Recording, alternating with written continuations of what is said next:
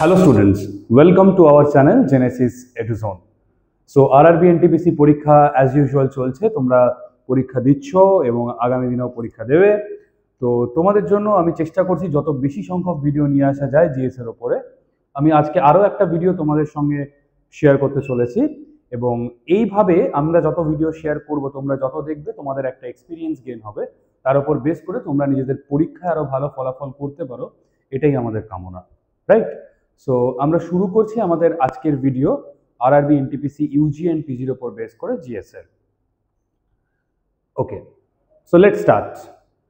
Initially দেখো, আজকে আমাদের ফার্স্ট কোয়েশ্চেনে বলা আছে যে lactometer used to determine the purity of a sample of a milk and hydrometers which is used to determine the density of liquids are based on the কোন principal?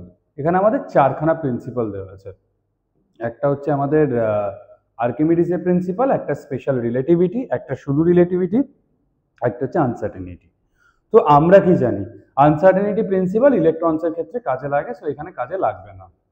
As well as relativity যদি আমরা দেখি, relativity আমরা কখন use করি? ধরো যখন আমরা কোনো স্পেসিফিক যদি কোনো ধরো আমরা স্পেসিফিক্যালি যদি কোনো ইউনিটকে কখনো মেজার করতে চাই, বা ধরো আমরা রিলেটিভ ডেন্সিটি এই ধরনের জিনিস ইউজ করতে চাই, তাহলে তখন আমরা রিলেটিভিটি টার্মটাকে নিয়ে আসি, কারণ পার্টিকুলার কোনো প্রিন্সিপাল কিন্তু নয়। সিমিলারলি স্পেশাল রিলেটিভিটিও কিন্তু অ্যাজ ওয়েল অ্যাজ কোনো প্রিন্সিপাল নয়। সো আমাদের কারেক্ট আনসার হচ্ছে আর্কিমিডিস প্রিন্সিপালের উপর বেস করে lactometer, which is a type of hydrometer, যে প্রিন্সিপালে ইউজ করা হয় সেই প্রিন্সিপালটার নাম হচ্ছে আর্কিমিডিস প্রিন্সিপাল। এবং তার ছবিটা কিরকম হয় আমরা দেখে নিই। তার ছবিটা অনেকটা এরকম দেখতে হয়, ঠিক আছে? এভাবে আমরা তার পিউরিটিটা মেজার করতে পারি। ওকে, নেক্সট কোয়েশ্চেন বলছে who founded and named the science of electromagnetism. আমাদের এখানে চারজন সায়েন্টিস্টের নাম দেওয়া আছে, আমাদের দেখতে হবে চারজন সায়েন্টিস্টের মধ্যে কোন সায়েন্টিস্ট আমাদের এই ইলেকট্রোম্যাগনেটিজম, এই যে কথাটা আছে ইলেকট্রোম্যাগনেটিজম কথাটার যে নামকরণ এবং সেটা আবিষ্কার করলো। Michael Faraday, James Clerk, Hans Christian Oersted and Andre Marie Ampere. তো জেমস ক্লার্ক তো আমরা জানি তিনি এই ফিল্ডে ছিলেন না, ওকে আমরা প্রথমেই বাদ দিয়ে দিলাম। মাইকেল ফ্যারাডে, ফ্যারাডের আলাদা ল ছিল যেগুলো আমরা পড়েছি, কিন্তু সেখানে ইলেকট্রোম্যাগনেটিজম ইনভলভ ছিল। তাহলে যদি আবিষ্কার না হয়ে থাকতো ইলেকট্রোম্যাগনেটিজম, তাহলে ফ্যারাডে কিন্তু সেই ল করতে পারতেন না, তাহলে ফ্যারাডে কিন্তু ওটা আবিষ্কার করেননি। Next is Oersted. ওরস্টেডের কাজের সময় ইলেকট্রোম্যাগনেটিজম আবিষ্কার হয়ে গেছে।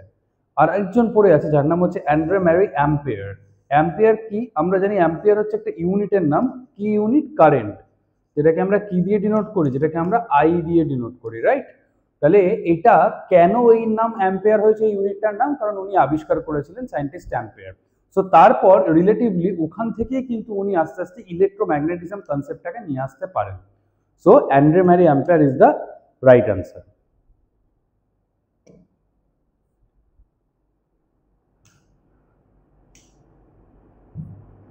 বলছে the buoyant force exerted on an object fully or partially submerged in a fluid medium, gas or in case of a liquid, is equal to the weight of the fluid that the body displays. This principle is buoyant force. আমরা জানি buoyant force এসছে buoyancy কথাটা থেকে। তাহলে এই buoyancy কথাটা থেকে যখন আমরা buoyant force পেলাম, সেটা কে আমাদের আবিষ্কার করেছিল? আমরা সবাই জানি, তার নাম হচ্ছে আর্কিমিডিস। নিউটন করেননি, বয়েলস ল করেননি, চার্লস প্রিন্সিপালও ছিল না, আর্কিমিডিসের প্রিন্সিপাল আমরা সেটা পেয়েছিলাম।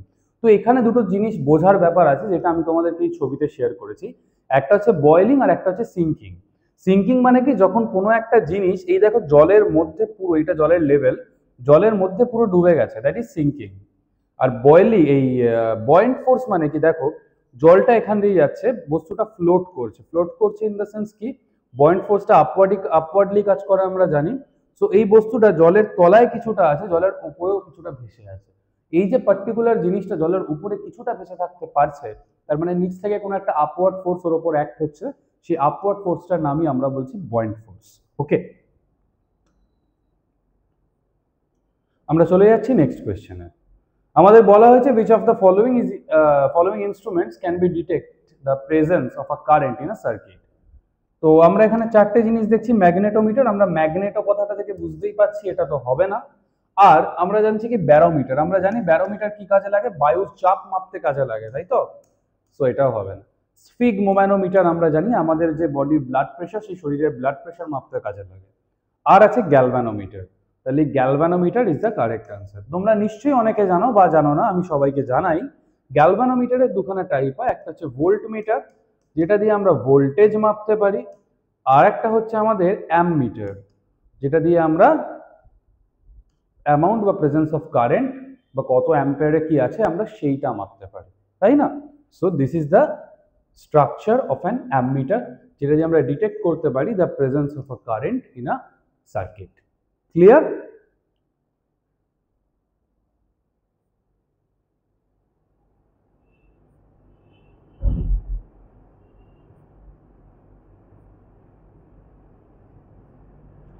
দেখো এখানে বলছে which law of physics states that the force between the two electric charges reduces to a quarter of its former value when the distance between them is doubled। তার মানে এখানে আমি একটা বস্তুকে দেখিয়েছি, এখানে আমি একটা বস্তুকে দেখিয়েছি, এদের মধ্যে ডিস্টেন্সটা ধরো এইটুকু ছিল, তারপর যখন এটা আবার ডাবল এইভাবে চলে গেল, তার মানে ওদের তখন চার্জটা আমরা কি দেখছি, ওটা রিডিউস হয়ে কোয়ার্টার হয়ে যাচ্ছে যখন ডিস্টেন্সটা ডাবলড হচ্ছে। তাহলে এটা আমরা কার থেকে জানতে পেরেছিলাম, আমরা পেরেছিলাম এটা কুলম্বস ল থেকে। So Coulomb's law is the right answer.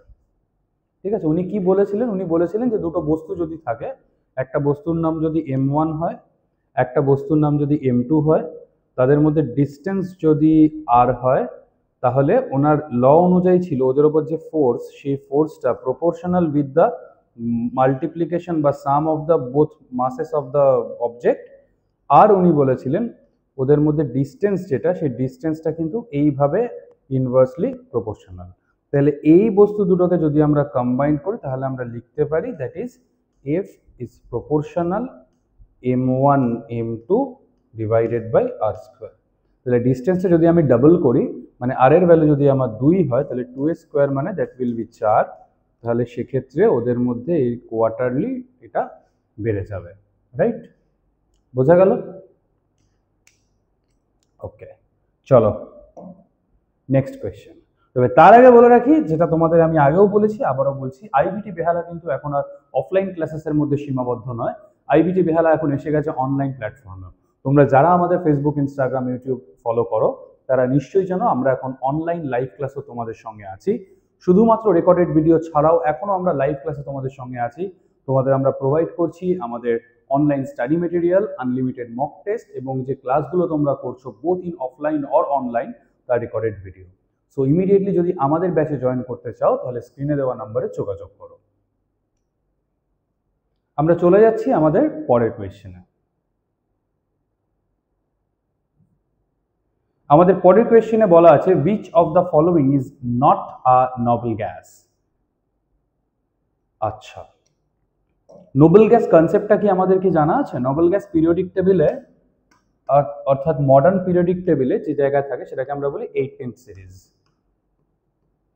বা কিছু কিছু ক্ষেত্রে এটাকে আমরা 0th সিরিজও বলে থাকি। কেন বলি? কারণ নোবেল গ্যাসের ভ্যালেন্সি সবসময় 0 হয়। নোবেল গ্যাস কারোর সঙ্গে ইন্টারঅ্যাক্ট করে না। নোবেল গ্যাস কি করে? কোনো কেমিক্যাল রিঅ্যাকশনও পার্টিসিপেট করে না। তাই জন্য নোবেল গ্যাসের ভ্যালেন্সি সবসময় 0, ওরা ইলেকট্রনকে ছাড়তেও পারে না বা অ্যাকসেপ্টও করতে পারে না। ওকে, সো নিয়ন হচ্ছে এমন একটা নোবেল গ্যাস যার মধ্যে 10খানা ইলেকট্রন থাকে। হিলিয়াম হচ্ছে এমন একটা নোবেল গ্যাস যার মধ্যে 2খানা ইলেকট্রন থাকে। আর্গন হচ্ছে এমন একটা ইলেকট্রন যার মধ্যে 18খানা নোবেল গ্যাস থাকে। আমাদের প্রশ্নে বলা আছে which is not a noble gas। তাহলে আমরা বুঝতে পারছি হাইড্রোজেন হচ্ছে এমন একটা এলিমেন্ট যেটা কিন্তু একটা নোবেল গ্যাস নয়। So hydrogen is the correct answer.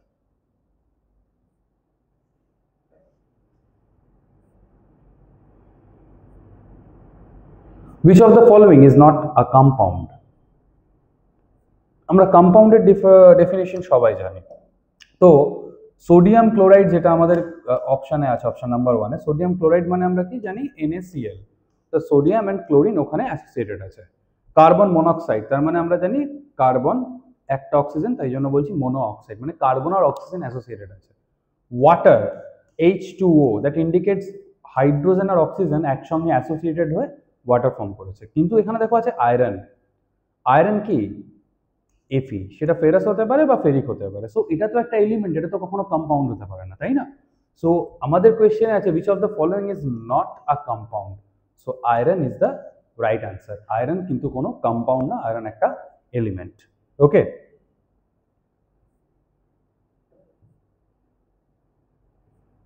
protium, deuterium and tritium are naturally occurring isotopes of which? চারটে option: carbon, hydrogen, nitrogen and gold. So আইসোটোপের কনসেপ্ট তো আমরা নিশ্চয়ই জানি, তবু তোমাদের জন্য আমি আরো একবার বিষয়টাকে রিপিট করে দিচ্ছি। ধরো কোনো একটা অ্যাটম আছে, সেই অ্যাটমের মধ্যে এই পার্টিকুলার জায়গাটাকে আমরা বলে থাকি নিউক্লিয়াস, আর বাকিটাকে আমরা বলে থাকি অরবিট। সো এই নিউক্লিয়াসের মধ্যে কারা থাকে? নিউক্লিয়াসের মধ্যে থাকে পি অ্যান্ড এন, অর্থাৎ প্রোটন অ্যান্ড নিউট্রন। তাই এদেরকে আমরা কি বলে থাকি? নিউক্লিয়ন। প্রোটন আর নিউট্রন টোটাল যটা থাকে সেটাকে যদি আমরা সাম আপ করি তাহলে আমরা পেয়ে যাই ওই পার্টিকুলার এলিমেন্টের বা অ্যাটমের মাস নাম্বার, তাই তো? সো অ্যাকর্ডিং টু দ্যাট যদি আমরা দেখি কোনো পার্টিকুলার এলিমেন্টের মধ্যে নাম্বার অফ প্রোটন সেম আছে কিন্তু মাস নাম্বারটা আলাদা আছে ডিউ টু নিউট্রনের প্রেজেন্সের ওপর, কোনোটায় নিউট্রন বেশি বা কম থাকতে পারে, তাহলে তখন আমরা সেটাকে কি বলে থাকি? আমরা বলে থাকি আইসোটোপ। লাইক কার্বন, ধরো কার্বনের মাস নাম্বার 12, প্রোটন নাম্বার 6, আবার কার্বনের মাস নাম্বার 14, প্রোটন নাম্বার 6ও হয়। তাহলে এখানে বুঝতে পারছি প্রোটনগুলো সেম আছে, এর মাস নাম্বার 12 কারণ নিউট্রন কটা আছে? মাস নাম্বার মাইনাস প্রোটন 6টা। সিমিলারলি এখানে নিউট্রন কটা আছে? 14 মাইনাস 6 মানে 8টা। তার মানে কি দাঁড়াচ্ছে? এদের মধ্যে নিউট্রন নাম্বার আলাদা কিন্তু প্রোটন নাম্বার কনস্ট্যান্ট। তো এদেরকে আমরা বলে থাকি isotope. Similarly protium, deuterium and tritium, অর্থাৎ প্রোটিয়ামকে এরকম দেখতে হয়, ডিউটেরিয়ামকে এরকম দেখতে হয়, ট্রাইশিয়ামকে এরকম দেখতে হয়। তার মানে বুঝতে পারছো এখানে নিউট্রন 0, এখানে নিউট্রন 1, এখানে নিউট্রন 2, তাই তো? এবং এগুলো আমি প্রোটিয়াম, ডিউটেরিয়াম আর ট্রাইশিয়ামে কি লিখেছি? H, মানে এরা isotopes of hydrogen. So hydrogen is the correct answer. বোঝা গেল?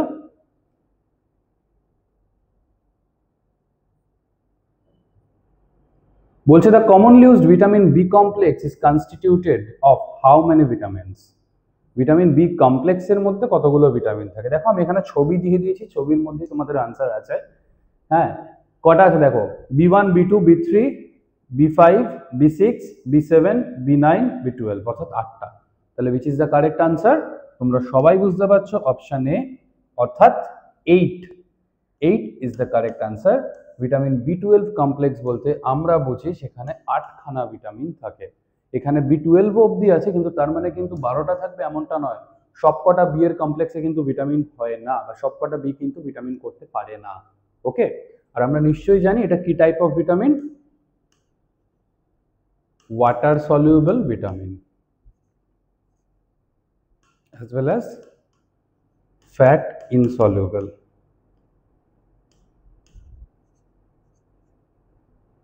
Okay,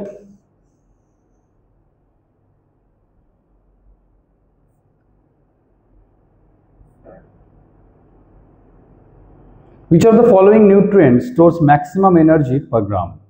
Vitamin, protein, fat, roughage। So আমরা জানি রাফেজ আর ভিটামিন কিন্তু আমাদের এনার্জি প্রোভাইডিং ফুডস এর মধ্যে পড়ে না, তাই তো?